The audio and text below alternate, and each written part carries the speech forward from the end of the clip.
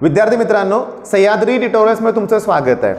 आता न्यूज तुम्हाला माहितीच आहे की 10वीच्या मुलांसाठी सीईटीची एक्झाम कशासाठी 11च्या ॲडमिशनसाठी घ्यायची का नाही याच्याबद्दल सर्वेक्षण सुरू आहे गव्हर्नमेंटकडून। 9 मेला जवळजवळ 2.5 लाख मुलांनी आपलं मत नोंदवलं। 70% लोकांचं म्हणणं आहे घ्या सीईटी। ओके, साहजिक आहे का? कारण पुणे मुंबई सारख्या ठिकाणी, पुणे मुंबईचं जाऊ दे, आमच्या साताऱ्यात सुद्धा वायसी कॉलेजला ॲडमिशन म्हणजे यशवंतराव चव्हाण इन्स्टिट्यूट ऑफ सायन्सला ॲडमिशन हवा असेल, ओपन कॅटेगरीमध्ये असाल तर मेरिट इतकं हाय असतं ना।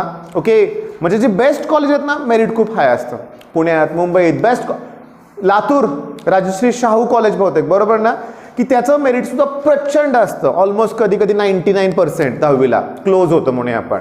म्हणजे अशा ठिकाणी ॲडमिशनसाठी प्रचंड मेरिट लागतं। आता 10वीची एक्झामच झाली नाही आहे, मग ॲडमिशन कोणत्या बेसिसवर?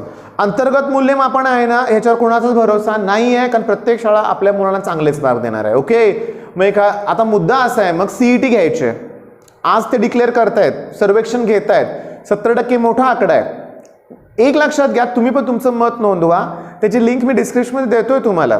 पण मेन महत्त्वाचं आहे की घेणार केव्हा सीईटी? अजून 12th स्टँडर्डच्या सीईटीला त्यांनी जे म्हणतो ना फॉर्म रिलीज करणे, तो सुद्धा प्रकार झालेला नाही अजून। 2021च्या बॅचला एरवी मे महिन्यात एक्झाम होऊन गेलेली असते, अजून ते फॉर्म डिक्लेअर केले नाहीये, ते फॉर्म घ्यायचे आहेत। मग आपल्या मंडळाला 10वीची पण एक्झाम घ्यायला लगेच टॉप प्रायोरिटीनं जमणार आहे का? ओके, हा जमेल, पण केव्हा घेणार? मग सध्या परिस्थिती आहे का? नाही आहे। मग मी तुम्हाला सांगतो, मग 10वीची सीईटीची एक्झाम जर झाली तर ती जुलै एंड किंवा ऑगस्ट मध्येच होणार। ओके, होतं काय मला सांगायचं काय? मग आता विद्यार्थ्यांनी काय केलं पाहिजे? त्या सीईटीची तयारी केली पाहिजे का 11चा अभ्यास केला पाहिजे? ओके, आता इथं मी माझं मत मांडणार आहे। हे माझं वैयक्तिक मत आहे, प्रत्येकाची मतं वेगळी असतात। माझं मत काय तुम्हाला मी सांगतो। पहिली गोष्ट, सीईटीत 100% जरी मिळालं म्हणजे बेस्ट स्कोर जरी झाला तर तो स्कोर फक्त 11च्या ॲडमिशनसाठी तुम्हाला उपयोगी पडणार आहे। स्कोर व्हायला पाहिजे चांगला, कष्ट घ्यायचे आहेत। मग माझं स्पष्ट म्हणणं आहे की तुम्ही 11th स्टँडर्डचा अभ्यास केला पाहिजे बाळांनो, लक्षात घ्या। एक बॅलन्स तुम्ही ठेवला पाहिजे। आता मी तुम्हाला सजेस्ट काय करतोय की 10th स्टँडर्डचा सिलेबस इझी आहे। जेव्हा आपलं शिक्षण मंडळ सीईटीच्या डेट्स जाहीर करणार, ते असं नाही करणार की चला उद्या तुमची सीईटी आहे म्हणून, कमीत कमी 15 दिवस 1 महिना असा वेळ देणारच, आणि तो पुरेसा आहे। ओके, बरं, माझ्याकडे आता XYZ स्टुडंट आहेत बरं का। 11चा क्लासेस मी सुरू केलेत, आपण ब्रिज कोर्स पण सुरू केलाय, त्या 2 व्हिडिओची लिंक मी देतोय डिस्क्रिप्शनमध्ये, बघा तुम्ही। त्यातले बरेचसे पालक मला म्हणतात की सर 10th स्टँडर्डचा पण अभ्यास करायला सांगा ना आमच्या मुलाला, तो बघतच नाहीये 10th स्टँडर्ड, बोर्ड आपलं कधी पण एक्झाम घेऊ शकतं। नाही, एक्झाम तर कॅन्सल झाले। बरं, आता ही न्यूज आली की पालकांचं म्हणणं काय की सर कुठले कुठले सब्जेक्ट आहेत? अरे अजून सीईटीचं फिक्स नाहीये, ह्यांच्यात मतं वेगळे आहेत। काहींचं मत आहे की सगळ्या सिलेबस म्हणजे पूर्ण अभ्यासक्रमाचा समावेश करा आणि एक पेपर घ्या 2 तासाचा। काहींचं म्हणणं आहे फक्त सायन्स आणि मॅथ्स। हे कोण तज्ज्ञ लोक आहेत बरं का, त्यांच्याबद्दल बोलतोय मी, जे शिक्षण मंडळात आहेत, डायरेक्टर आहेत, त्यांच्यातले लोकांची म्हणणं आहे ती। बरं, काहींचं म्हणणं आहे की पेपर एकदम टफ पाहिजे। हे मात्र बरोबर आहे, सीईटीचा पेपर जर टफ नाही काढला तर कितीतरी मुलं इथं सुद्धा 100 आउट ऑफ 100 स्कोअर करतील। मग द्यायचं कोणाला ॲडमिशन, कोणत्या बेसिसवर? हा पण प्रश्न निर्माण होऊ शकतो। पण मी तुम्हाला सजेस्ट काय केलंय, तुम्ही तुमचं मत वगैरे सगळं नोंदवा, पण तुम्ही इकडं दुर्लक्ष करू नका।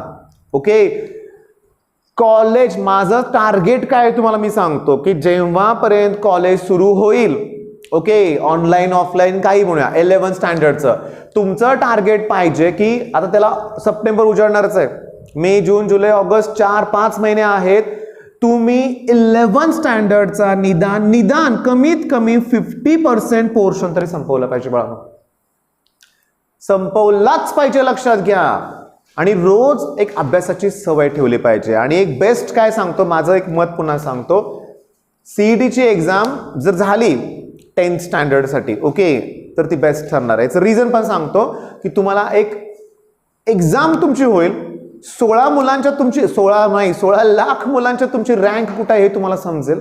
ओके, स्पर्धा काय असते, टाइम मॅनेजमेंट, पेपर पटपट कसं सोडवलं पाहिजे हे पण तुमच्या लक्षात येईल। आणि जर बाळांनो सीईटी डिक्लेअर झाली ना तर आम्ही आहे त्यावेळेस पण मुलांना मी नक्की हेल्प करू। मी आहे म्हणलं नाही, आम्ही आहे म्हणलो, कारण यूट्यूबवर खूप चांगले चॅनल आहेत की जे 10th स्टँडर्डच्या मुलांसाठी, आता मी नाही आहे त्यात, पण तुम्हाला ते चॅनल्स माहितीच आहेत, बेस्ट चॅनल आहेत, लक्षात घ्या.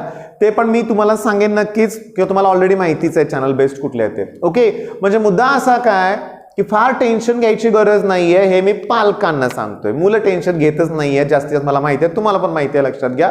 पण आता होतं कसं की आपल्या चॅनलवर जास्तीत जास्त 12वीची मुलं आहेत. पूर्ण व्हिडिओ बघितला असेल तर मी धन्यवाद म्हणतो या मुलांसाठी.